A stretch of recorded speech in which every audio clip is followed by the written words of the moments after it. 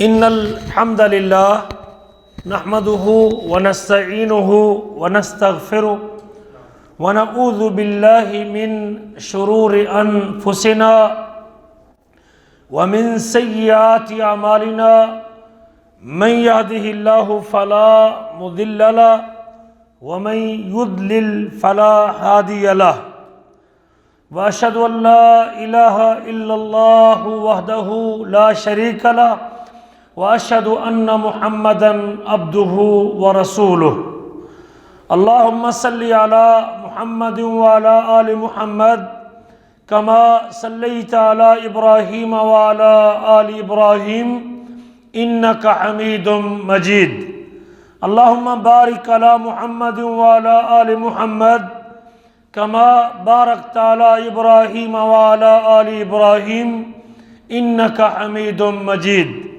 رب اشرح لي صدري ويسر لي أمري واحلل عقدة من لساني يفقه قولي اللهم انفعنا بما علمتنا وعلمنا ما ينفعنا وزدنا علما ينفعنا اللهم أرنا الحق حقا وارزقنا اتباعه وأرنا الباطل باطلا وارزقنا اجتنابه أما بعد فأعوذ بالله من الشيطان الرجيم ومن أعرض عن ذكري فإن له معيشة ضنكا ونحشره يوم القيامة أعمى گرامی قدر بھائیوں اور لائق احترام ساتھیوں، اللہ مالک الملک نے مجھے اور آپ کو زندگی کی نعمت سے نوازا ہے۔ میرے اور آپ کے رب نے ہمیں وجود بخشا ہے، اور پھر وجود دینے کے بعد یہ بھی اس کی عنایت اور مہربانی ہے کہ ہمیں آخری نبی اور آخری رسول اور آخری راہبر اور آخری ہادی اور آخری مرشد اور آخری سید حضرت محمد رسول اللہ صلی اللہ علیہ وسلم کا امتی اور آپ صلی اللہ علیہ وسلم کی رسالت پر یقین رکھنے والا بنایا ہے۔ ہمیں اللہ کی اس عنایت پہ اور اپنے رب کی اس دین پہ اور مالک کی اس عطا پہ جس قدر بھی شکریہ ادا کیا جائے وہ کم ہے۔ وہ شخص دنیا میں آنے کے مقصد کو پا چکا ہے جس کی زندگی بندگی کے ساتھ گزر رہی ہے۔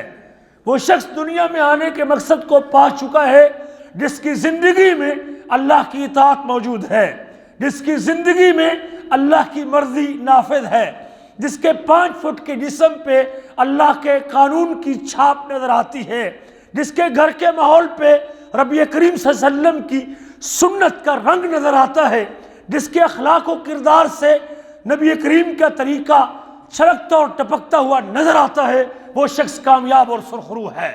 یقیناً جب زندگی اطاعت اللہ میں گزری ہے، جب زندگی میں اللہ کی اطاعت ہے، جب حیاتی میں رسول اللہ کی اتباع اور پیروی ہے، تو یہ خوش نصیب آدمی ہے جو دنیا کی اس زندگی میں سب سے بڑا سعادت مند ہے، اور مالک الملک ان دنیا کی سعادتوں کو بھی سمیٹنے کے بعد کل اپنی جنتوں کا مالک بھی بنانے والا ہے۔ اللہ سے دعا کرتے ہیں کہ اللہ ہماری کمیوں کا ہمیں ازالہ کرنے کی توفیق نصیب فرمائے، اس کی بندگی میں، اس کا حکم ماننے میں، اس کے فرض کو پورا کرنے میں، اس کی اطاعت کرنے میں، اس کی پیروکاری میں اور اس کے قانون کو ماننے میں اگر مجھ میں اور آپ میں کوتاہی ہے، اللہ ہمیں اپنی کوتاہیوں کا ازالہ کرنے کی توفیق نصیب فرمائے، اور اللہ تعالی ہمیں اپنی بندگی میں مخلص ہونے کی توفیق نصیب فرمائے۔ اللہ ہمیں اپنے حبیب اور اپنے ہادی حضرت محمد رسول اللہ صلی اللہ علیہ وسلم کی ایک ایک ادا کو، ایک ایک سنت کو، ایک ایک حدیث کو، اور آپ کے ایک ایک لمحات میں سے ایک ایک لمحے کو اللہ ہمیں اوڑھنا بچھانا بنانے کی توفیق نصیب فرمائے۔ یہ سعادت ہے میرے عزیزوں۔ لیکن جب قومیں اللہ کی بندگی چھوڑ دیتی ہیں، اللہ کے حکم سے اعراض کرتی ہیں، مالک کی اطاعت سے منہ پھیر لیتی ہیں، اللہ کا حکم چھوڑ دیتی ہیں، رب ذوالجلال کا حکم توڑ دیتی ہے، مالک کے حکم کو پامال کرتی ہے، جب بندگی سے منہ پھیر لیتی ہے، اور جب رسول کی اطاعت سے اپنا ہاتھ کھینچ لیتی ہے، جب نبی کی اطاعت سے اپنا دامن خالی کر لیتی ہے، پھر وہی رب جو اپنی نعمتیں برسا رہا ہوتا ہے اور اپنی رحمتیں نچھاور کر رہا ہوتا ہے، اور جو اپنی طرف سے عنایتیں دے رہا ہوتا ہے، جو رب ان کی ہر ضرورتوں کو پورا کرتا ہے، پھر مالک الملک، پھر رب ذوالجلال اپنی رحمتیں چھین لیا کرتا ہے، روک لیا کرتا ہے، اور اپنی نعمتیں چھین لیا کرتا ہے۔ میں نے یہ ساری باتیں اس لیے کی ہیں، آج ہر بندہ پریشان ہے، معاشی بحران کا شکار ہے، ہر بندہ وہ اس حوالے سے گھبرایا ہوا ہے کہ حالات ٹھیک نہیں ہیں، معاشی حالات ٹھیک نہیں ہیں، معیشت درست نہیں ہے، خاندان کا فرد اور خاندان کا کفیل اپنی جگہ پہ پریشان ہے، اور فرم کا مالک اپنی جگہ پہ پریشان ہے، کسی فیکٹری کا اور مصنع کا مالک وہ اپنے ملازموں کی تنخواہ کے حوالے سے دو چار ہے، ملک کا سربراہ وہ اپنی جگہ پہ پریشان ہے، ملکوں کے وزیر خزانہ اور ملکوں کے سربراہ اپنی اپنی معیشت کا رونا پیٹ رہے ہیں اور اس کو سہارا دینے کے لیے بے شمار راستے اختیار کر رہے ہیں۔ لیکن یاد رکھیے، جب اللہ ناراض ہوتا ہے پھر مالک الملک اپنا عذاب کا کوڑا برسا دیتا ہے، جب اس کے حکموں کو توڑا جاتا ہے، اس کے فرائض کو چھوڑا جاتا ہے، اس کی شریعت کو مروڑا جاتا ہے، جب اس کے نبی کے طریقوں کو پامال کیا جاتا ہے، جب اس کے دین سے منہ پھیرا جاتا ہے، پھر مالک الملک اس قوم پہ اپنے عذاب مسلط کرتا ہے، اللہ اپنی رحمتیں واپس لے لیتا ہے اور اپنی نعمتیں چھین لیتا ہے۔ آج کی مجلس میں ہم صرف ان اسباب کے اوپر روشنی ڈالیں گے جن اسباب کی وجہ سے یہ بحران پیدا ہوتے ہیں۔ میرے عزیزو، جب تک مرض کے اسباب کا پتہ نہیں چلے گا تب تک مرض کا علاج کارگر ثابت نہیں ہوگا۔ آپ کسی بیماری کا بیسیوں علاج کر لیں، جب تک اس کے اسباب نہیں کریدیں گے کہ مرض پیدا کس سے ہوا ہے، اس کے اسباب کیا ہے، اس کی وجوہات کیا ہے، کون سی خوراک کھانے سے بیماری لگی ہے، کون سا طریقہ اختیار کرنے سے بیماری لگی ہے، جب تک اس کے اسباب کو نہیں روکیں گے تب تک دوائی اس مرض کے علاج کے لیے مفید ثابت نہیں ہو۔ ایک بندے کو اگر بخار ہے، بخار تو اس کے پریشر کو کم کرنے کے لیے اور اس کے حرارت کو کم کرنے کے لیے گولی تو کھاتا رہے، لیکن جب تک اینٹی بائیوٹک نہیں کھائے گا تو اس کا بخار مکمل طور پہ جائے گا۔ وقتی طور پہ اس کو پسینہ آ جائے گا، پیناڈول کھانے سے اور جو پیراسیٹامول کھانے سے اس کو پسینہ آ جائے گا، جسم ٹھنڈا ہو جائے گا، وقتی طور پہ سکون ملے گا، اس کا درد رک جائے گا، لیکن بخار نکلے گا، اینٹی بائیوٹک اس کو لینا پڑے گا۔ بیکٹیریا کے خلاف جو اندر سے حملہ آور ہوتا ہے، جس کی وجہ سے وہ بخار ہو رہا ہے، جب تک وہ اس کو قتل نہیں کریں گے اور وہ استعمال نہیں کریں گے تب تک بخار کی گولی کھائیں گے تو آرام آئے گا، ورنہ پھر بخار دوبارہ چڑھ جائے گا۔ میں ایک مثال دے کے سمجھا رہا ہوں۔ سوال یہ ہے کہ معاشی مسئلہ بنا کس لیے ہوا ہے؟ حالات ایسے بن کیوں گئے ہیں؟ کہیں ایسے حالات بننے میں میرا کردار تو نہیں ہے؟ کہیں میں تو اس کا سبب نہیں ہوں؟ کہیں میری شامل اعمال تو نہیں ہے؟ کہیں میری بغاوت کے نتیجے میں تو نہیں ہے؟ کہیں میری بے ایمانی اس کے اندر شامل تو نہیں ہے؟ کہیں میری اللہ کے رسول کے حکموں کی پامالی کی وجہ سے یہ مجھے سزا تو نہیں مل رہی؟ جب تک ان اسباب کے اوپر ہم نظر نہیں ڈالیں گے اور اس کا روک تھام نہیں کریں گے تب تک کوئی علاج بھی ہمیں اس مرض اور بیماری سے بچا۔ شوگر کس سے پیدا ہوتی ہے؟ میٹھا کھانے سے۔ جی میٹھا کھائیں گے تو شوگر بڑھے گی۔ ایک بندہ صبح و شام اگر شوگر کی گولی کھاتا رہے اور ساتھ میٹھے دودھ کا گلاس بھی پیتا رہے اور میٹھی چیزیں اور مٹھائی بھی آدھا کلو پایا کھاتا رہے تو کیا آپ سمجھتے ہیں کہ اس کی شوگر کنٹرول رہے گی؟ جی نہیں۔ بلڈ پریشر کا کوئی مریض ہے، وہ اپنے بی پی کو لو کرنے کی دوائی بھی استعمال کرے اور ساتھ جو ہے وہ بلڈ پریشر ہائی کرنے والی چیزیں، نمک مرچ بھی دبا کے کھائے، اس کا بی پی لو ہوگا؟ جی نہیں۔ بے وقوف آدمی ہے، اسے گولی کھانے کی کیا فائدہ؟ پیسے ضائع کر رہا ہے اپنی گولی کے اوپر۔ جب تک وہ اسباب نہیں بند کرے گا، وہ ذرائع نہیں بند کرے گا جس کی وجہ سے اس کی شوگر بڑھ رہی ہے، اس کو اپنی خوراک کنٹرول کرنی پڑے گی، میٹھا اس کو چھوڑنا پڑے گا۔ بلڈ پریشر کا مریض ہے تو اس کو نمکین کم کرنا پڑے گا، اس کو نمک مرچ کم کرنی پڑے گی، پھر ساتھ اگر گولی بھی کھائے گا تو اس کا معاملہ کنٹرول میں۔ آئیے اس وقت ہمارے معاشرے جو معاشی بدحالی کا شکار ہے اور معاشی بحران کا شکار ہے اور مہنگائی کے سیلاب سے دوچار ہے، اور یہ مہنگائی اللہ کا عذاب بن کے اور اللہ کا کوڑا بن کے ہمارے اوپر اتری ہوئی ہے، اس کی بنیادی وجوہات میں سے ایک وجہ وہ اللہ کے دین سے اعراض اور اللہ کی کتاب سے اعراض ہے۔ جو قومیں قرآن سے منہ موڑ لیتی ہے، اللہ کے احکام سے منہ پھیر لیتی ہے، شریعت کو پیچھے چھوڑ دیتی ہے، پھر رب ذوالجلال ان کے اوپر پہلا عذاب یہ مسلط کرتے ہیں کہ ان کی معیشت تنگ کر کے رکھ دیتے ہیں۔ قرآن مجید ہے، اللہ تعالیٰ فرماتے ہیں سورۃ طٰہٰ میں،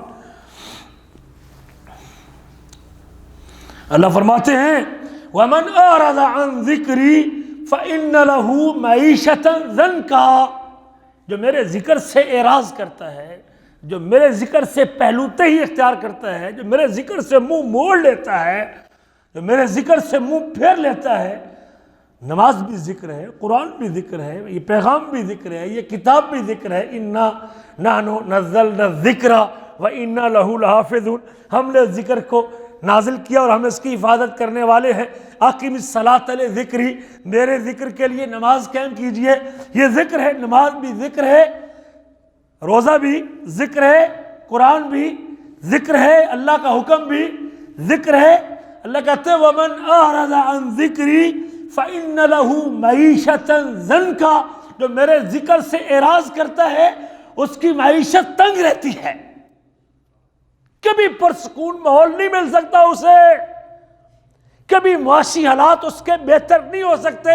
جس نے اللہ کے حکم سے منہ موڑا ہوا ہے، جو اللہ کے حکم کو پامال کرتا ہے، جو فرض نماز کو ضائع کرتا ہے، جو سود کا بیوپاری ہے، جو سود کا کاروبار کرتا ہے، جو اللہ اور اللہ کے رسول سے جنگ کرتا ہے، جو اللہ اکبر جس کے کاروبار کی بنیاد جھوٹ پہ ہے، جس کا کاروبار سارا حرام کا ہے، جس کا لین دین سارا حرام کے اوپر مبنی ہے، وہ جتنے مرضی جتن کر لے، اللہ کی قسم کبھی اس کی زندگی پرسکون نہیں ہو سکتی۔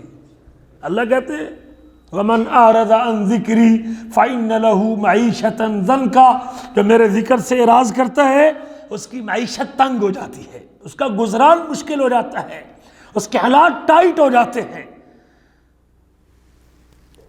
وَنَحْشُرُهُ يَوْمَ الْقِيَامَةِ أَعْمَىٰ، اگر حالات کی تنگی سے واپس پلٹ آیا، حالات کے تھپیڑے اس کو واپس لے آئے، حالات کی مجبوریاں اور یہ حالات اور یہ پہلی سزا دیکھ کے اس نے اپنی ڈگر چینج کر لی، اپنے حالات بدل لیے، اپنی لائن تبدیل کر لی، اپنا کانٹا چینج کر لیا، اللہ کی بغاوت سے اللہ کی اطاعت کے رستے پہ آ گیا، رب کی طرف سے منہ موڑا ہوا تھا، اللہ کی طرف متوجہ ہو گیا، اللہ کے حکم کو چھوڑا ہوا تھا، رب کے حکم کی طرف آ گیا، اللہ کی اطاعت پہ آمادہ ہو گیا، تو پھر ہم اس کے اوپر یہ عذاب اٹھا دیں گے اور یہ اس کی معیشت کی تنگی کا مسئلہ حل کر دیں گے اور ہم اس کے حالات کو ٹھیک کر دیں گے، ہم اس کی زندگی کو پاکیزہ کر دیں گے۔ اللہ فرماتے ہیں وَمَنْ عَمِلَ صَالِحًا مِّن ذَكَرٍ أَوْ أُنثَىٰ وَمَنْ عَمِلَ صَالِحًا مِّن ذَكَرٍ أَوْ أُنثَىٰ وَهُوَ مُؤْمِنٌ، جو بھی نیک عمل کرتا ہے، جو بھی نیک عمل کرتا ہے، اور مرد ہو یا عورت ہو، وَمَنْ عَمِلَ صَالِحًا مِّن ذَكَرٍ أَوْ أُنثَىٰ، جو نیک عمل کرتا ہے، مرد ہو یا عورت ہو، حالت ایمان میں ہو، اس کا ایمان بھی ٹھیک ہو، عقیدہ بھی ٹھیک ہو، اعتقاد بھی ٹھیک ہو، اس کی تھیوری بھی ٹھیک ہو، اللہ کے بارے میں کنسیپٹ بھی کلیئر ہو، ایمانیات بھی اس کی ٹھیک ہو، اور نیک عمل بھی کرتا ہو اور اعمال کا بھی پابند ہو۔ وَمَنْ عَمِلَ صَالِحًا مِّن ذَكَرٍ أَوْ أُنثَىٰ وَهُوَ مُؤْمِنٌ فَلَنُحْيِيَنَّهُ حَيَاةً طَيِّبَةً، ہم اس کو ضرور پاکیزہ زندگی عطا کرتے ہیں، حیات طیبہ، پاک زندگی، لاریب زندگی، پیاری زندگی، بہترین زندگی، حیات طیبہ ہم اس کو عطا کرتے ہیں جس کا ایمان بھی ٹھیک ہو اور جس کا عمل بھی ٹھیک ہو۔ وَلَنَجْزِيَنَّهُمْ، ہم اس کو اجر دیں گے، بدلہ دیں گے اس کی نیکی کا، اس کی مشقت برداشت کرنے کا، اس ماحول میں جینے کا، اس ماحول میں مطوع بننے کا، دیندار بننے کا، متقی بننے کا، اور لوگوں کی مخالفتیں مول لے کے معاشرے کا مقابلہ کر کے اللہ کے حکم کو زندہ کرتا ہے، اللہ کی اطاعت کرتا ہے، ہم جب قیامت کے دن آئے گا ہم اس کی اس بہادری کا، اس جرأت کا، ہماری محبت میں جو لوگوں کی باتیں سنتا تھا، دین پہ قائم تھا، ہم اس کا بہتر بدلہ بھی عطا کرنے والے ہیں۔ اطاعت کرنے سے برکت، پاک زندگی، پاکیزہ زندگی، طیب زندگی ملتی ہے۔ ایمان عمل صالح سے منہ پھیرنے سے اللہ حالات تنگ کر دیتے ہیں۔ ہماری اس پکڑ کو سمجھ گیا، واپس پلٹ آیا، رجوع کر لیا تو بڑی بات ہے، ورنہ قیامت کے دن ہم اس کے ساتھ وہ سلوک کریں گے وَنَحْشُرُهُ يَوْمَ الْقِيَامَةِ أَعْمَى، ہم قیامت کے دن اس کو اندھا کر کے اٹھائیں گے، اس کی بینائی چھین لیں گے۔ رَبِّ لِمَ حَشَرْتَنِي أَعْمَى وَقَدْ كُنْتُ بَصِيرًا، میرے رب تو نے مجھے اندھا کر کے کیوں اٹھایا؟ میری آنکھیں ٹھیک تھی، بینائی ٹھیک تھی، میری آنکھیں درست تھی، میں اللہ اکبر دیکھتا تھا دنیا کے حالات، کام کاروبار، ورشہ چلاتا تھا، دکان چلاتا تھا۔ وقت کن تو بصیرا، تو نے مجھے اندھا کر کے کیوں اٹھایا ہے؟ اللہ کہیں گے کذالک اتتک آیاتنا فنسیتها، میری آیات تیرے پاس آئی تھی، میری کتاب تیرے پاس آئی تھی، میرا رسول تیرے پاس آیا تھا، میرا پیغام تیرے پاس آیا تھا، میرا میسج تجھ تک پہنچا تھا، میری آیات تجھ پر آئی تھی، تو بھول گیا۔ وَكَذَلِكَ الْيَوْمَ تُنْسَى، اور آج ہمارے دربار میں تو بلا دیا گیا ہے۔ میرے عزیزو، پہلا سبب ہے کبھی اللہ کو ناراض کر کے میری معیشت کا مسئلہ حل، یہ میں ہوں، یہ میں اور آپ ہے۔ حکمران کو کیا کوستے ہیں بھائی؟ حکمران بھی مسلط ہوتے ہیں تو ہماری بدعمالیوں کی وجہ سے مسلط ہوتے ہیں، آئے گا آگے سبب۔ یہ میں نے ٹھیک کرنا ہے اپنے آپ کو، یہ حکمران نہیں ٹھیک کرے گا۔ دکان پہ میں بیٹھا ہوں، معاملہ میں کرتا ہوں، سچ میں نے بولنا ہے، خیر خواہی میں نے کرنی ہے، صحیح میں نے تولنا ہے، صحیح میں نے دینا ہے، سچ میں نے بولنا ہے، ایک نمبر چیز میں نے دینی ہے۔ ہم حکمران کو غصے رہتے ہیں، بے ایمانی ہم کریں، اللہ کا حکم ہم توڑیں، یہ پہلا سبب ہے۔ اللہ فرماتے ہیں سورۃ آل عمران میں یہودیوں کی مذمت میں، فرمایا وَضُرِبَتْ عَلَيْهِمُ الْمَسْكَنَةُ وَضُرِبَتْ عَلَيْهِمُ الْمَسْكَنَةُ ذَلِكَ بِأَنَّهُمْ كَانُوا يَكْفُرُونَ بِآيَاتِ اللَّهِ، ان کے اوپر فقیری مسلط کر دی گئی، یہودیوں پہ فقیری مسلط کر دی گئی، غربت مسلط کر دی گئی۔ ضُرِبَتْ عَلَيْهِمُ الْمَسْكَنَةُ مسلط کر دی گئی مسکنت، فقیری، غریبی۔ ضُرِبَتْ عَلَيْهِمُ الْمَسْكَنَةُ ذَلِكَ بِأَنَّهُمْ كَانُوا يَكْفُرُونَ بِآيَاتِ اللَّهِ، اس لیے کہ وہ اللہ کی آیتوں کا کفر کرتے تھے۔ جو قومیں اللہ کی آیتوں کا انکار کرتی ہے، ہم تو کھلم کھلا سود کا کاروبار کرتے ہیں، شراب کی محفلیں ہمارے ملکوں میں ہیں، سود کا کام ہم کرتے ہیں، جھوٹ ہم بولتے ہیں۔ اللہ اکبر، کبیرہ کون سا گناہ ہے جو ہمارے معاشرے میں نہیں ہے؟ اللہ کہتے ہیں ہم نے ان کے اوپر فقیری مسلط کر دی۔ ذالک بانہم کانوا یکفرون بآیات اللہ ویقتلون الانبیاء، اس لیے کہ وہ اللہ کی آیتوں کا کفر کرتے تھے، نبیوں کو قتل کرتے تھے، بغیر حق نہ حق قتل کرتے تھے۔ ذالک بما عصوا وکانوا یعتدون، ذالک بما عصوا وکانوا یعتدون، اس وجہ سے کہ وہ نافرمانی کرتے تھے اور حد سے آگے بڑھتے تھے، وہ نافرمانی کرتے تھے اور حد سے آگے بڑھتے تھے، نافرمانی کرتے تھے، حد سے آگے بڑھتے تھے۔ جب تک معصیت کا دھبا میرے دامن پہ لگا ہوا ہے تب تک میرا معاشی مسئلہ حل نہیں ہو سکتا۔ جو قوم گناہ سے اپنے دامن کو آلودہ کیے، یہ دوسرا سبب ہے۔ جو لوگ اللہ کی معصیت اور نافرمانی کرتے ہیں، اللہ ذوالجلال سزا کے طور پہ اپنے عذاب سے دوچار کرتے ہیں۔ اللہ فرماتے ہیں ظہر الفساد، سورۃ روم ہے، ظہر الفساد فی البر والبحر بما کسبت ایدی الناس، بر پہ اور بحر پہ، خشکی پہ اور تری پہ، بر پہ اور سمندر پہ، پانی پہ اور خشکی پہ، ظہر الفساد فی البر والبحر، یہ بر اور بحر پہ، خشکی تری پہ جو فساد نظر آتا ہے، جو بگاڑ نظر آتا ہے، جو بحران نظر آتا ہے، جو مسئلہ بنا ہوا ہے، ظہر الفساد فی البر والبحر بما کسبت ایدی الناس، یہ لوگوں کے ہاتھوں کی کمائی ہے، یہ لوگوں کے اپنے اعمال کا کیا دھرا ہے، یہ لوگوں کی شامت اعمال ہے، یہ لوگوں کا اپنا کیے ہوئے کا نتیجہ ہے، یہ جو بویا ہے وہی کاٹ رہے ہیں۔ ظہر الفساد فی البر والبحر بما کسبت ایدی الناس لیذیقہم بعض الذی عملوا اللہ اس لیے حالات پیدا کرتے ہیں، اللہ اس لیے بیماری حالات، اور کبھی کرونا وائرس ہے، کبھی ٹڈی دل ہے، کبھی پانی ہے، کبھی بارشیں ہیں، کبھی سیلاب ہے، کبھی قتل ہے، کبھی بدامنی ہے، کبھی گھروں سے بے گھر ہے، اس لیے ہوتا ہے یہ فساد بگاڑ، اس لیے ہوتا ہے لیذیقہم بعض الذی عملوا، تاکہ اللہ ان کو مزہ چکھائے ان کی بعض بدعمالیوں کا، ان کے بعض اعمال کا بدلہ ہے، ساروں کا بدلہ نہیں ہے۔ ساروں کا بدلہ لیتا تو پوری دھرتی سے ان لوگوں کو ملیا میٹ کر کے رکھ دیتا، یہ چند بدعمالیوں کا ہے۔ لیذیقہم بعض الذی عملوا، کیوں لیتا ہے، کیوں حالات پیدا کرتا ہے؟ اب جان بچانے کے لیے، اب کرونا وائرس کا علاج ہی کوئی نہیں ہمارے پاس،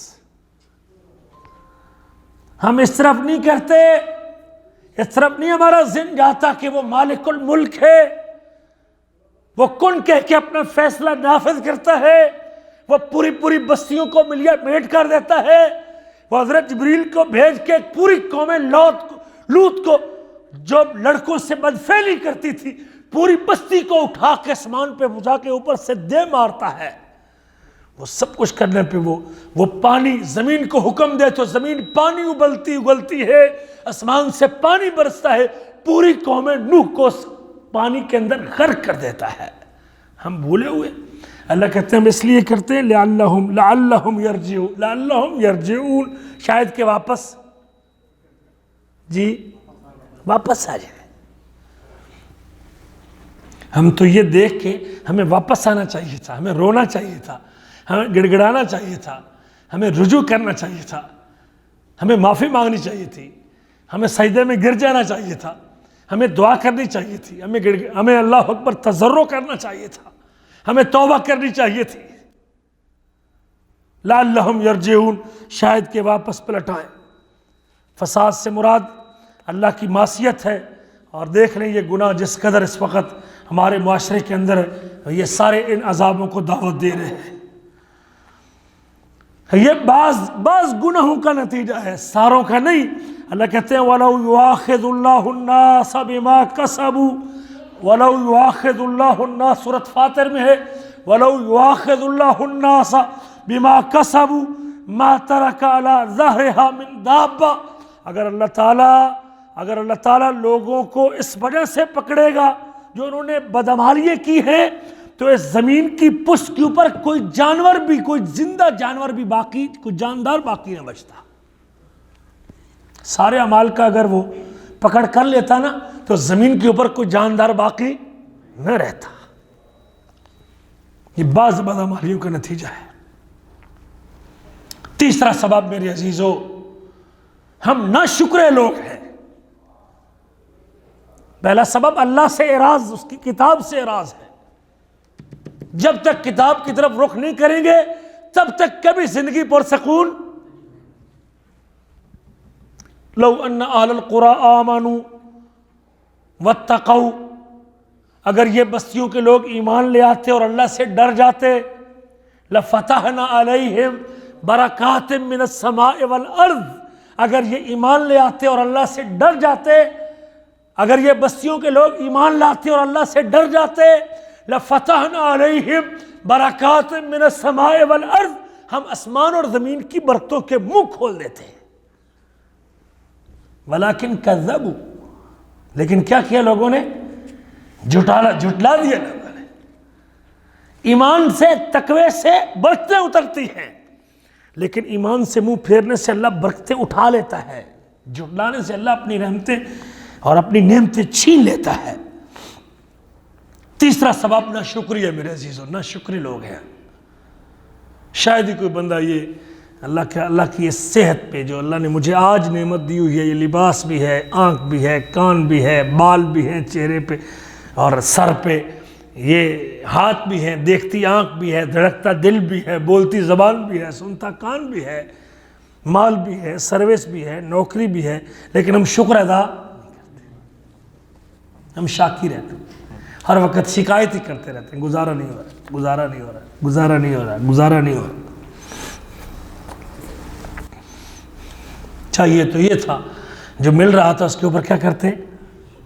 شکر گزار رہتے، الحمدللہ الحمدللہ الحمدللہ الحمدللہ، اللہ کا فضل ہے، مالک کا احسان ہے، میں اللہ کے فیصلے پہ راضی ہوں، اللہ مجھے بڑا دے رہا ہے، یہ میرا مالک ہے، اس نے میری نصیب میں اتنا لکھا تھا۔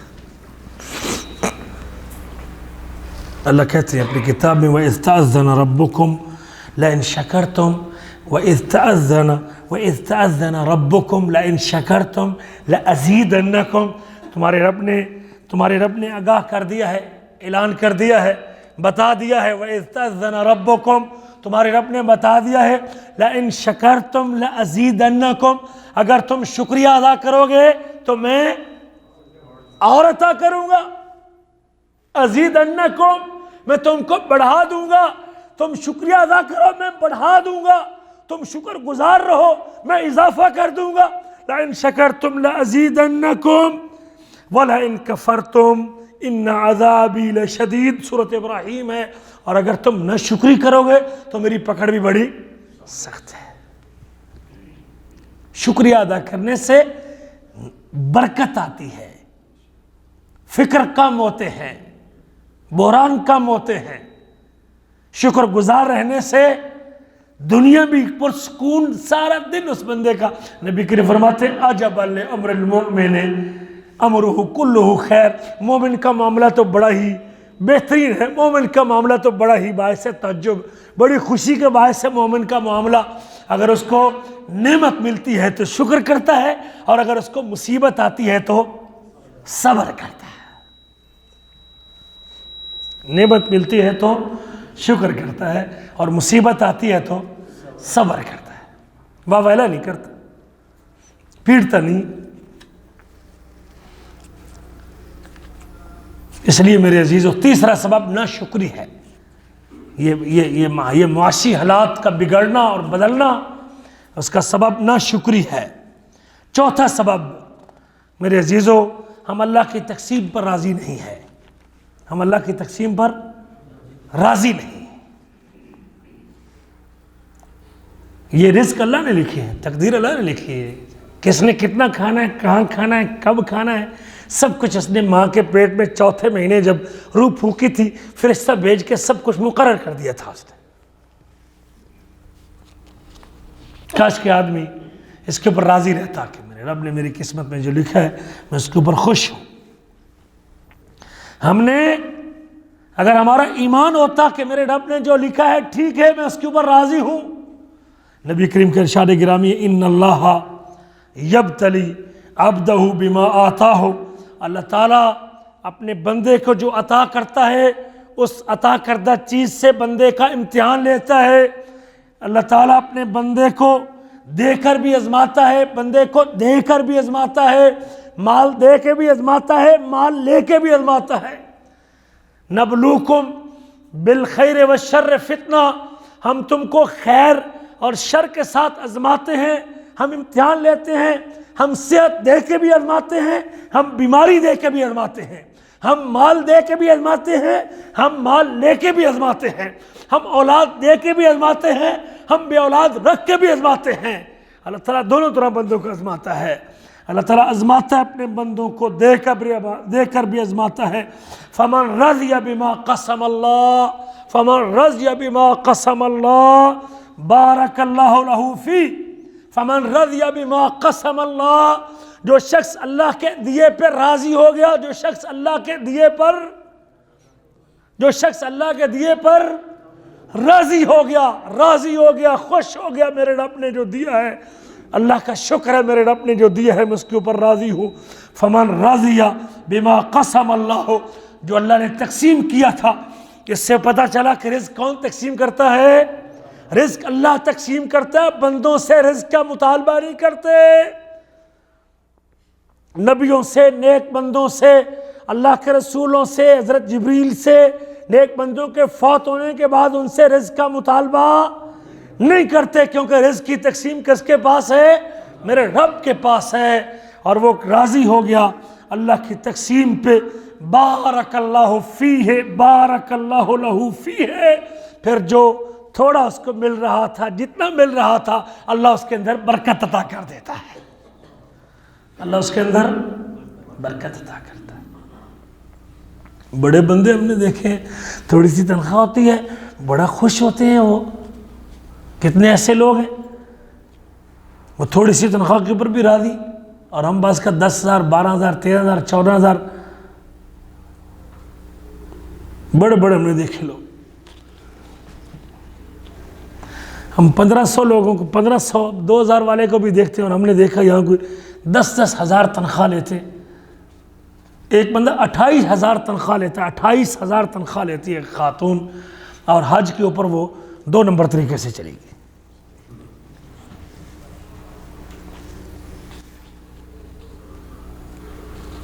سمجھ آ رہی بات؟ ایک بندہ 10-12,000 تنخواہ لیتا ہے، اس کو 15 سال ہو گئے لیکن ابھی تک حج۔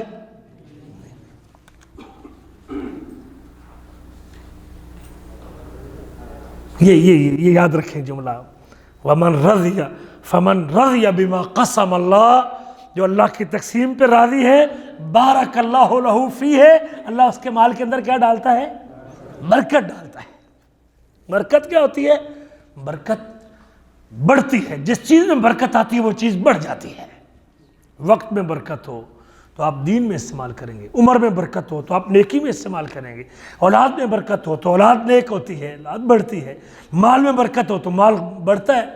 بعض کا جیب میں بندے کے پاس 100 ریال ہوتا ہے، پورا ہفتہ ہی ختم نہیں ہوتا، اور بعض کا 500 ہوتا ہے لیکن اس کے جاتے پتہ بھی، یہ برکت ہے۔ اللہ کے نبی کہتے ہیں جو اللہ کی تقسیم پہ راضی ہے، جو اللہ نے دیا ہے اس پہ خوش ہے، اللہ میں خوش ہوں، تو نے مجھے 2 دیا ہے، میں راضی ہوں تیرے فیصلے پہ، تو نے جو میرے نصیب میں لکھا ہے میں راضی ہوں، بارک اللہ لہ فیہ، اللہ اس میں برکت دیتا ہے، وَوَسَّعَهُ، اور اللہ تعالیٰ اس کو وسعت دیتا ہے، اس کو پھیلا دیتا ہے۔ فَمَن لَمْ يَرْضَ لَمْ يُبَارَكْ فِيهِ، جو اللہ کی تقسیم پہ راضی نہیں، اللہ اس کو برکت نہیں دیتا۔ کچھ بندے روتے ہی رہتے ہیں، کچھ بندے روتے ہی رہتے ہیں، کفیل کے سرے چڑھے رہیں گے، فرم کے مدیر کے سرے، جو لے کے آیا ہے غریب اس کے سرے چڑھے رہیں گے، یار تنخواہ بڑھاؤ جی، تنخواہ بڑھاؤ، ہر 2 سال بعد تنخواہ بڑھاؤ ورنہ میں چلا جی، میرا خروج لا دے۔ ہوتا ہے کہ نہیں ہوتا؟ تبادلہ کرے کمپنی، میری تنخواہ بڑھاؤ ورنہ میں جا رہا ہوں۔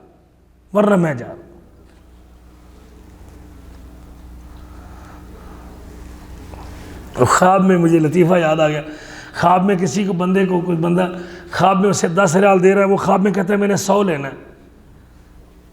خواب میں دیکھ رہا تھا نا، تو وہ کہتا ہے 10 ریال لے لے، کہتا ہے نہیں میں نے 100 لینا ہے، اور کہتا ہے 10 لے لے یار، کبھی 100 بعد میں لے لینا، کہتا ہے نہیں میں نے 100 لینا ہے، اور جب اس کی آنکھ کھل گئی تو وہ 10 بھی، وہ کہتے ہیں آنکھیں بند کر کے رضائی اوپر کھینچ کے کہتا ہے اچھا وہ 10 ہی دے دے۔ پھر ہماری صورتحال یہی ہے۔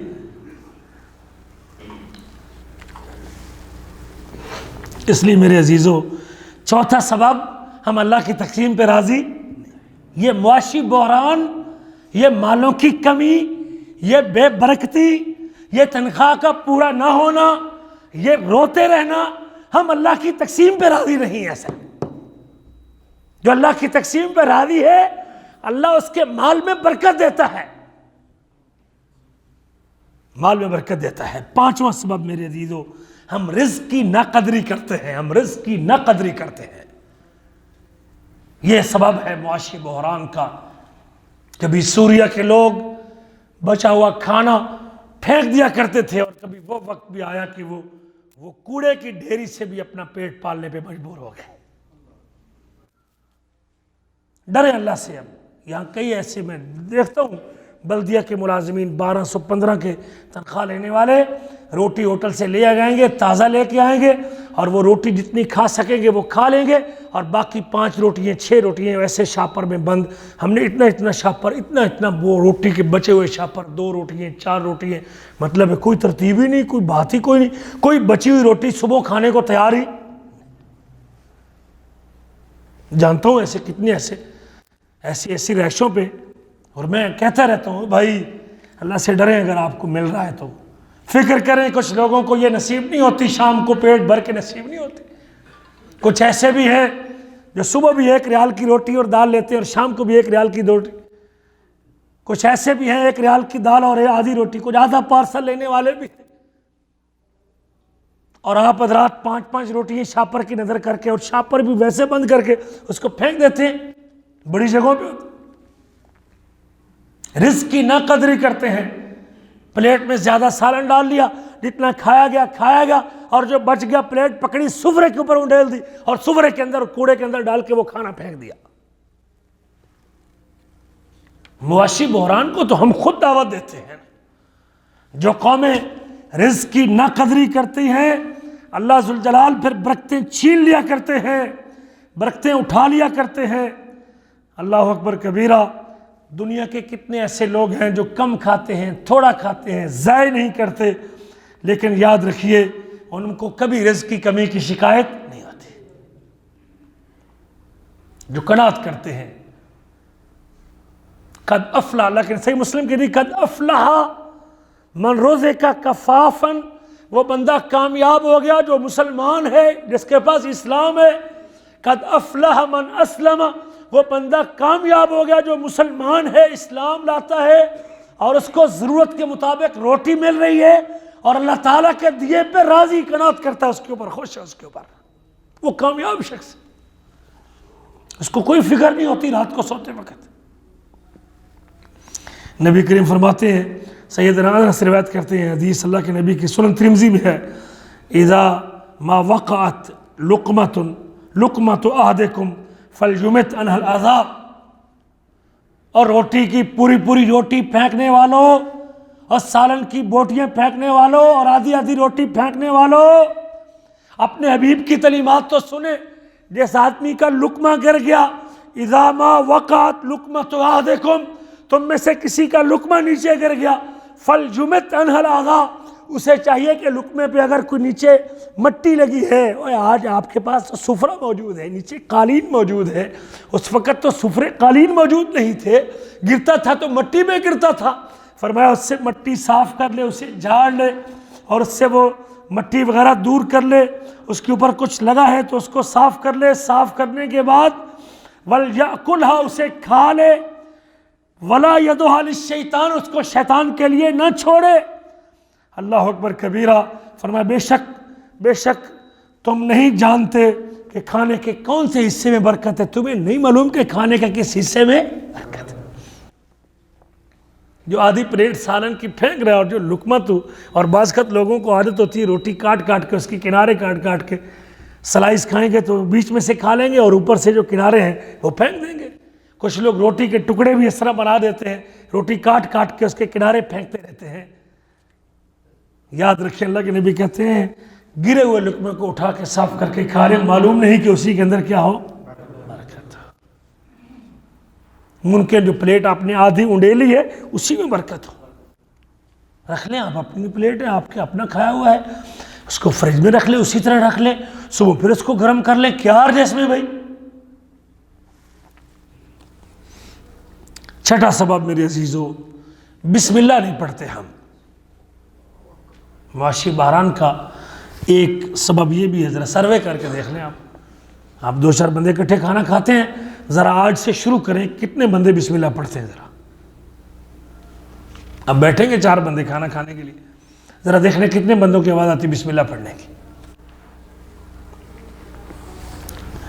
ہم روزمرہ کے ماحول میں، زندگی کے ماحول میں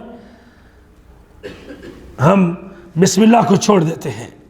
نبی کریم کے ارشاد گرامی ہے، حضرت عمر بن ابی سلمہ اسے روایت کرتے ہیں، فرمایا اذا دخل الرجل بیتہ فذکر اللہ عند دخولہ، جب بندہ اپنے گھر میں داخل ہو جب بندہ اپنے گھر میں داخل ہو اور گھر میں داخل ہوتے ہوئے اللہ کا ذکر کرے، وعند طعامہ، اور جب کھانا کھائے تو کھانے پہ بھی اللہ کا ذکر کرے، فإن الشیطان قال الشیطان لا مبیت لکم ولا عشاء، گھر میں آئے تو دعا پڑھے، بسم اللہ ولجنا و بسم اللہ خرجنا وعلی ربنا توکلنا، رب کا نام لے کے نکلا تھا اور رب کا نام لے کے داخل ہوتا ہوں اور اپنے رب پہ توکل کرتا ہوں، رب پہ بھروسہ کرتا ہوں، اور جب کھانا کھانے لگے تو کہے بسم اللہ ہے، بسم اللہ ہے، میں اللہ کے نام سے کھانا شروع کرتا ہوں۔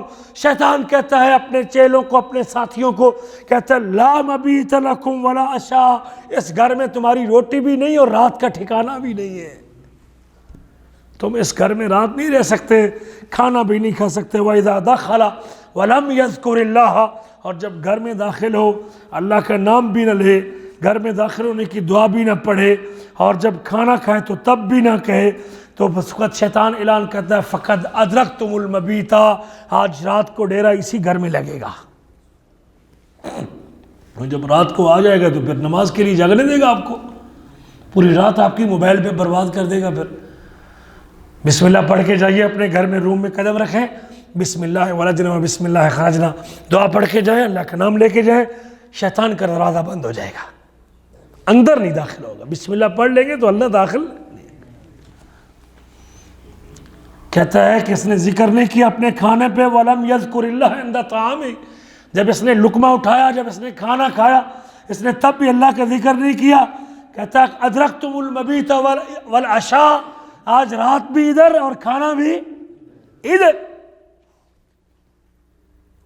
قیام و طعام دونوں۔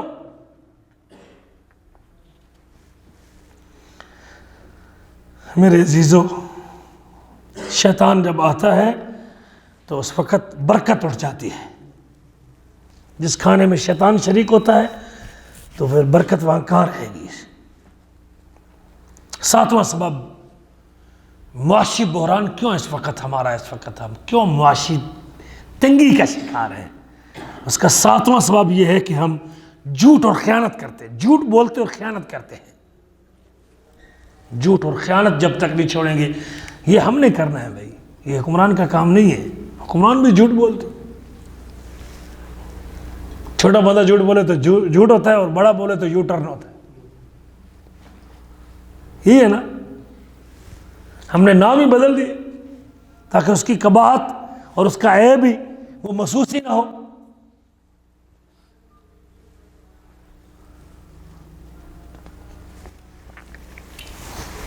نبی کریم کے ارشاد گرامی ہے، آپ فرماتے ہیں صحیح بخاری اور مسلم کی حدیث ہے، البیعان بالخیار ما لم یتفرقا، دو بیچنے خریدنے والوں کو اس وقت تک اختیار ہے جب تک دونوں جدا نہیں ہو جاتے اور دونوں الگ الگ نہیں ہو جاتے۔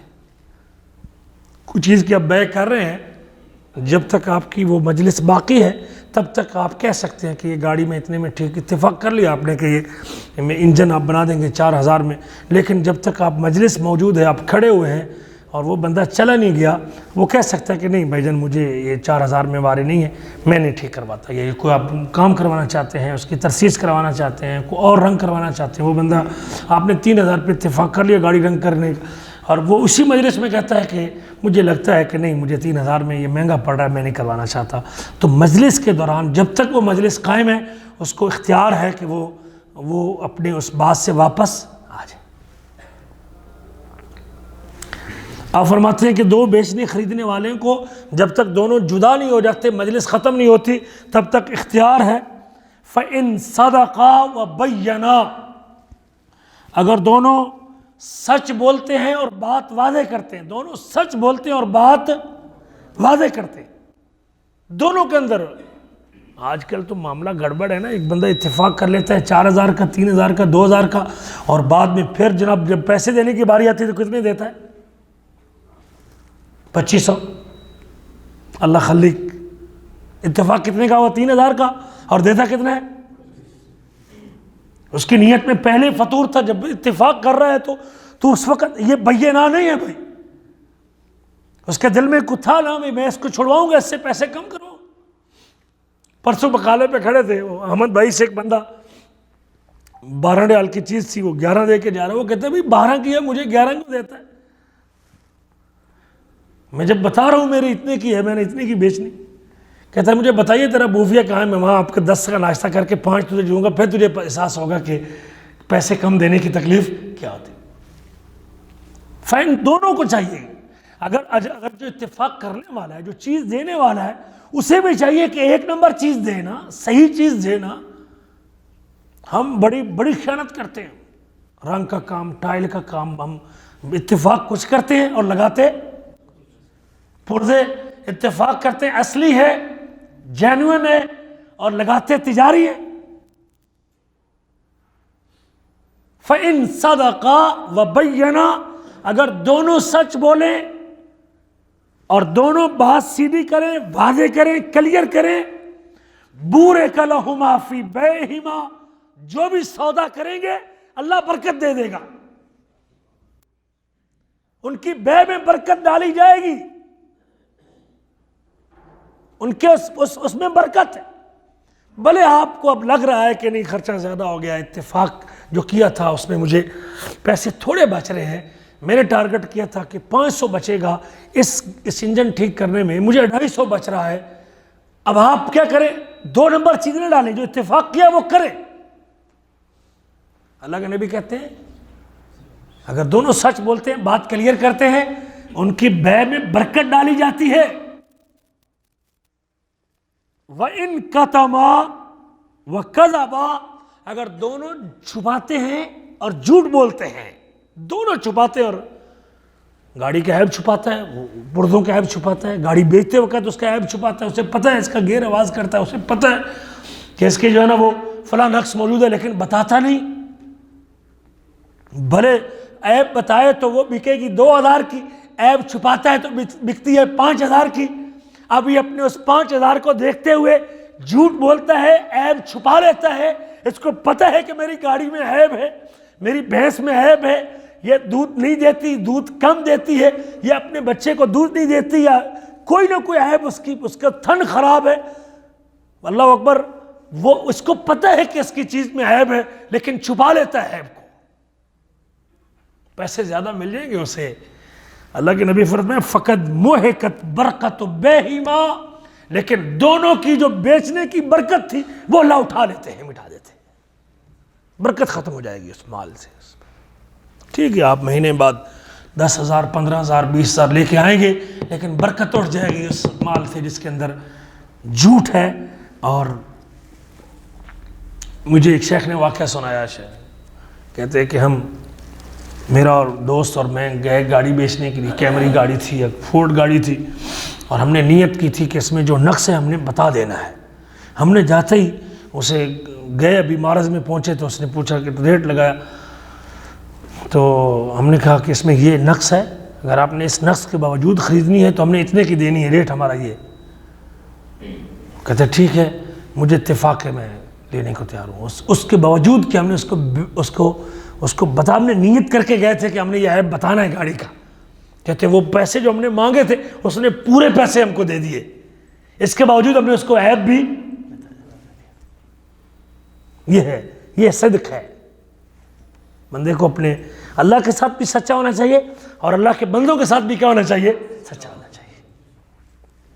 اس لیے میرے عزیزو، یہ بھی ایک سبب ہے کہ جب ہم جھوٹ بولیں گے تو اس وقت پھر اللہ تعالیٰ برکت اٹھا لیتے ہیں. پھر معاشی مسئلہ بنے گا، پھر حالات تانگ ہوں گے، پھر آپ اور پریشان ہوں گے. 8واں سبب جھوٹی قسمیں اٹھانا ہے. جھوٹی قسم، واللہ اللہ دی قسم اتنے دی لے کے، اللہ کی قسم اتنے کی لے کے آیا ہوں.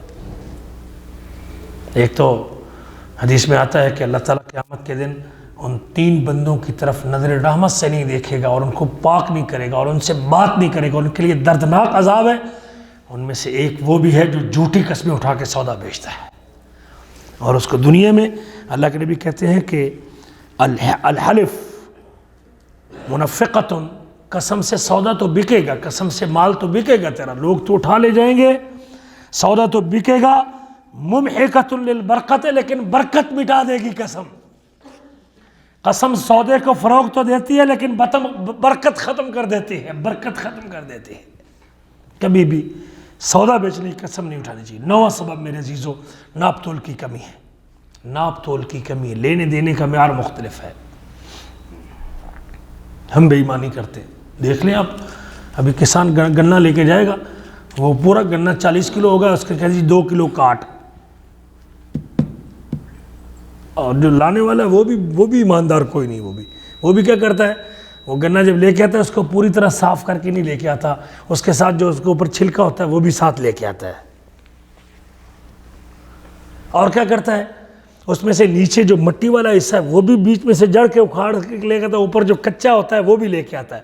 ہم نے ایک مرتبہ شوگر مل کی، پچھلے مرتبہ پاکستان گئے تو ایک بندے سے ملے، شوگر مل کے وزٹ کرنے گئے تو ہم نے اس سے پوچھا، اس کا جو ڈائریکٹر تھا اور جو جنرل مینیجر تھا، کہتے ہیں آپ ہمیں تو کہتے ہیں کہ آپ اس کی کاٹ کرتے ہیں 2 کلو، لیکن جو کچا گنا توڑ کے لے کے آتا ہے اور ساتھ مٹی والا جس مڈ ہے اس کا جو بنیاد ہے وہ بھی لے کے آتا ہے، ہماری طرف سے ہم تو وہ بھی کاٹنا پڑتا ہے اور اس کا کچا حصہ بھی کاٹنا پڑتا ہے، اور جو کھوری ساتھ لے کے آتے ہیں اس کا چھلکا وہ بھی ہمیں الگ کرنا پڑتا ہے۔ ہم کیا کریں، لوگ ہمیں مجبور کرتے ہیں۔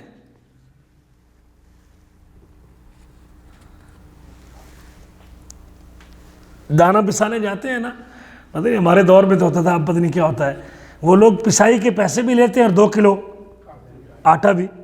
ہمارے پاکستان میں تو ایسے ہوتا تھا، پتہ نہیں آپ کیا ہوتا ہے کہ نہیں، ابھی بھی کاٹتے ہیں، 1 کلو 2 کلو ساتھ آٹا بھی رکھ لیتے۔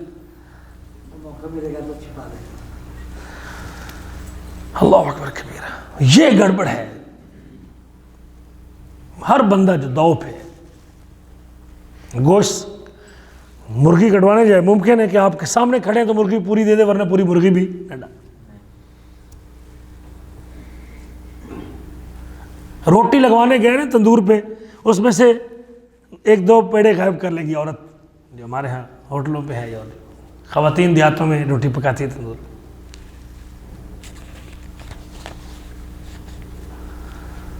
ایک بڑا پیڑا، وہ بڑے تسلی والا، جیسے 4 روٹیاں بنتی ہیں نا، وہ تندور روٹی لگانے والی وہ پورا بڑا پیڑا رکھ لیتی ہے۔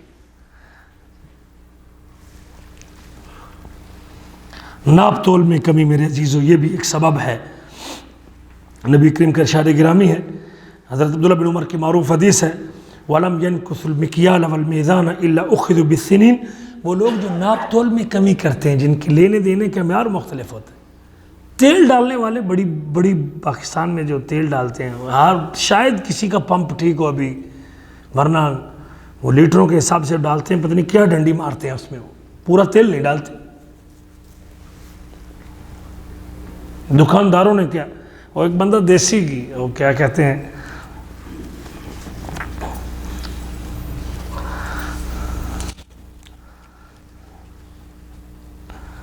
دیسی گھی بیچنے گیا نا، تو دیہات میں تھا، وہ جب گھی لے کے گیا تو اس نے اسی دکاندار سے چینی خریدی تھی پہلے، اس نے ایک طرف چینی رکھی اور دوسری طرف گھی ڈالا، اس نے کلو چینی خرید کے لایا ہوں، تو گھی تولنے کے لیے کیا کرتا ہوں، وہ چینی ایک طرف رکھ دی اور ساتھ وہ گھی اس کے ساتھ تولتا ہوا لے کے چلا گیا۔ اسی دکاندار کو جب گھی بیچا، جب اس نے گھی تولا تو گھی کم نکلا، کہتے بھائی جان آپ کا گھی کم ہے، پورا نہیں، کہتے جو کلو چینی کا تو نے تول کے دیا تھا میں اسی کے ساتھ کلو کو ماپ کے لے کے آیا تھا۔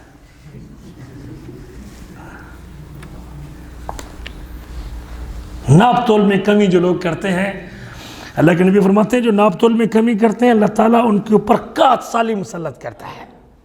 پہلی سزا قحط، بارشیں اللہ روک لیتا ہے، فصلیں تباہ ہوتی ہیں۔ اب ٹڈی دل آیا ہوا ہے نا پاکستان میں بھی، وہ جو کھاتی ہے فصلوں کو کھاتی، ہم اس کا مقابلہ کریں گے؟ بلا ہمارے ناداں وزیر اعظم اور کیا حکمران ہمارے جی اس کا مقابلہ کریں گے؟ ہم کیا مقابلہ کرو گے؟ اس اللہ کی مخلوق، اللہ کا لشکر ہے وہ۔ ہم اپنی بدعمالیوں پہ غور نہیں کرتے اور ہم الٹا کہتے ہیں ہم ان کا مقابلہ کریں۔ کیا ہے؟ آپ فرماتے ہیں کہ اللہ اس کو قحط مسلط کرتے ہیں، اور اللہ تعالیٰ ان کے حالات تنگ کر دیتے ہیں، مہنگائی مسلط کرتے ہیں، مشکل حالات پیدا کر دیتے ہیں، اور ظالم حکمران مسلط کر دیتے ہیں ان کے اوپر، ظالم حکمران مسلط کرتے ہیں جو اپنا کمیشن رکھتے ہیں، حکمران ہر ٹھیکے کے اندر اپنا کمیشن رکھتے ہیں۔ سبب ناپ تول میں کمی ہے۔ 10واں سبب میرے عزیزو، بخل جو کرتا ہے اور کنجوسی کرتا ہے، بخیل آدمی کبھی اس کے مال کے اندر برکت نہیں ہو سکتی۔ نبی کریم فرماتے ہیں کہ ہر صبح جب بندے صبح کرتے ہیں 2 فرشتے آسمان سے اترتے ہیں اور کہتے ہیں اللہم آت منفقا خلفا، یا اللہ جو خرچ کرنے والا اس کو اور عطا کر دے، اللہم آت ممسکا تلفا، اللہ جو روک کے رکھے ہوئے ہے سانپ بن کے بیٹھا اس کے مال کو تلف کر لے۔ یہ بحران، معاشی بحران، یہ چیزوں کی کمی، یہ مالوں کی کمی، یہ بخیلی اور کنجوسی اختیار کرنے سے جب ہم فقراء کو، غریبوں کو اوپر خرچ نہیں کریں گے، پھر اللہ تعالیٰ اس قسم کے بحران مسلط کرتا ہے۔ ملائکہ دعا کرتے ہیں، بد دعا کرتے ہیں، اللہ جو روکنے والا ہے اس کے حالات کو اور تنگ کر دے۔ 11واں سبب زکوٰۃ نہ دینا ہے، اور 12واں سبب میرے عزیزو نکمی چیزیں بیچنا، ردی چیزیں بیچنا، اللہ برکت اٹھا لیتے ہیں۔ ردی چیزیں جو بیچتے ہیں، 2 نمبر چیز بیچتا، ملاوٹ کر کے دینا۔ 13واں سبب ہیلوں اور بہانوں کے ساتھ حرام مال کو حلال سمجھنا، اور 14واں سبب اس حوالے سے اللہ تعالیٰ برکت اٹھا لیتے ہیں۔ میرے عزیزو 14واں سبب یہ ہے کہ اگر کوئی شخص غیر منقولہ جائیداد کو، پلاٹ کو فروخت کرتا ہے کہ میں اس کو زمین کو فروخت کرتا ہے کہ بیٹھ کے کھاؤں گا، اس کے مال میں کبھی برکت نہیں آ سکتی۔ زمین کبھی فروخت کریں تو زمین ہی خریدے اس سے، مکان بیچیں تو بیٹھ کے کھائیں نہیں اس سے مکان بیچیں تو اس سے زمین ہی خریدیں، اللہ برکت دے گا۔ حدیث میں آتا ہے من باع دارا او اقارا، جس نے گھر بیچا یا پلاٹ بیچا، فلم یجعل ثمنها فی مثلہ، اور اس نے اسی طرح کی چیز میں اس قیمت کو نہیں لگایا، زمین بیچی تو زمین ہی خریدی، پلاٹ بیچا تو پلاٹ ہی خریدا، مکان بیچا تو مکان ہی خریدا، اس نے اسی قسم کی چیز میں اس کی قیمت کو خرچ، اس پیسے کو خرچ نہیں کیا، تو اللہ تعالیٰ اس کے اندر کبھی برکت نہیں دے گا، اس کے مال میں کبھی برکت نہیں ہوگی۔ یہ بھی اللہ کے نبی کا فرمان ہے۔ یہ چند اسباب تھے، اور 15واں سبب یہ ہے کہ دنیا کا حص اور لالچ اور طمع جب بندے کے دل میں آتا ہے تو اللہ برکت اٹھا لیتے ہیں۔ اللہ سے دعا ہے کہ اللہ تعالیٰ ہمیں ان اسباب کے اوپر غور کرنے کی توفیق نصیب فرمائے۔ میرے عزیزو یہ ہمارا کام ہے، یہ عمرانوں کا کام نہیں ہے۔ میں اپنے آپ سے جب شروع کروں گا تو پھر فرد سے خاندان بنتا ہے، اور خاندان سے معاشرے بنتے ہیں، اور معاشروں سے ملک بنتی ہے اور قومیں بنتی ہیں۔ آپ حضرات کسی مسیحا کا انتظار نہ کریں، حضرت جبریل دوبارہ نہیں آئیں گے۔ یہی شریعت جو اللہ نے اتاری ہے قرآن کی صورت میں، یہی میری عزت کا باعث بنے گی۔ ان اللہ یرفع بہذا الکتاب اقواما ویضع به آخرین، اللہ اسی کتاب کے ذریعے قوموں کو اونچا کر دیتا ہے اور عروج پہ پہنچا دیتا ہے، اور اسی کتاب کو چھوڑنے کی وجہ سے اللہ قوموں کو ذلیل و رسوا کر دیتا ہے۔ عزت چاہتے ہیں تو اسی کتاب کے اوپر عمل کرنے میں، ایمان رکھنے میں، اللہ کی طرف رجوع کرنے میں ہے، اور اللہ کا شکریہ ادا کرنے میں ہے، گناہوں کو چھوڑنے میں ہے، اور بسم اللہ پڑھنے میں ہے جو میں نے اسباب ذکر کیے ہیں۔ ان اسباب کے اوپر توجہ دیجئے، دیکھو اللہ اور اللہ نے جو تقسیم کیا اس کے اوپر راضی رہیے، مال خرچ کیجئے، بخیلی ختم کیجئے، اور سچ بولیے، جھوٹ چھوڑیے، اس سے اللہ برکت عطا کرے گا۔ اللہ سے دعا ہے کہ اللہ تعالیٰ صلہ رحمی کیجئے، صلہ رحمی کیجئے، رشتہ داری ملائیے۔ کبھی ماں باپ کا خرچہ روک کے برکت آ سکتی؟ نہیں آ سکتی۔ اللہ سے دعا ہے کہ اللہ تعالیٰ مجھے اور آپ کو، بات لمبی ہوگی تھوڑی سی، اللہ تعالیٰ ہمیں عمل کرنے کی توفیق نصیب فرمائے۔ یہ معاشرتی اس وقت مسائل ہیں، ان مسائل کا حل ہم نے کرنا ہے، اپنے آپ سے شروع کریں اور دیکھیں اللہ تعالیٰ کیسے برکتیں کرتا ہے اور زندگی پرسکون کیسے کرتا ہے۔ اللہ سے دعا ہے کہ اللہ تعالیٰ مجھے اور آپ کو عمل کرنے کی توفیق نصیب فرمائے۔